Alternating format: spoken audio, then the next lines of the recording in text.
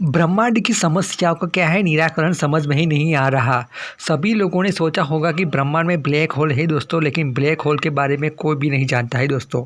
और ये बात साबित भी हुई है या नहीं, और एक ऐसी रोशनी दिखाई दे रही है दोस्तों जिसे लोग कह रहे हैं दोस्तों अमावस्या। और देख सकते हैं यहाँ पे जो भी ब्लैक होल दिखाई दे रहा है दोस्तों, वो ब्लैक होल है या कोई स्पेसशिप समझ में ही नहीं आ रहा। और इसे सोचना भी पड़ सकता है कि क्या हो रहा है, और अजीब सी ये चीज़ें देख के लोग घबरा जाते हैं दोस्तों। और समझ में ही नहीं आ रहा है कि स्पेस शटल जैसे एरोप्लेन दिखाई दे रहा है दोस्तों, क्या है स्पेस में कोई हीरो है दोस्तों। और देख सकते हैं यहाँ पे जो भी आकाश यानी हमारा उपकरण होता है वो सूरज से बिल्कुल नज़दीक होता है दोस्तों, और फिर भी नहीं पिघलता है। और जो आकाशगंगा है वो बिल्कुल दिखाई दे रही है दोस्तों आसमान में।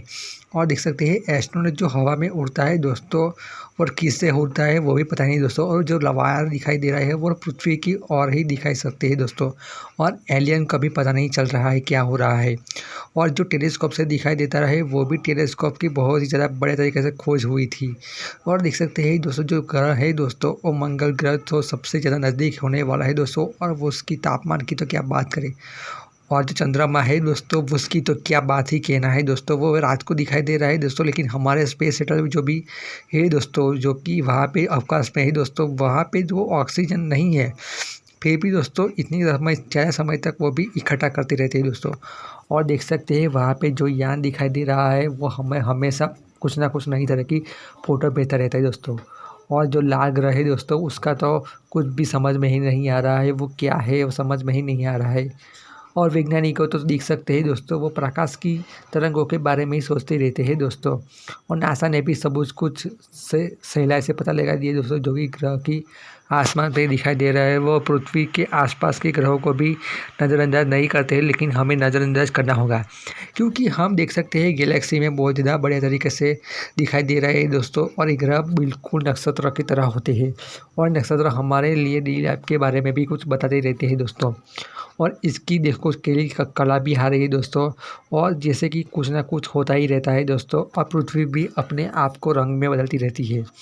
और इसी बात को लेकर कुछ ना कुछ समस्याएं आती रहती है दोस्तों। और धूमकेतु भी आकाश में आते ही रहते हैं और पृथ्वी के आसपास जाते रहते हैं दोस्तों। और ब्रह्मांड में कुछ ना कुछ अंतरिक्ष या अतरंगी कुतरंगी होता ही रहता है।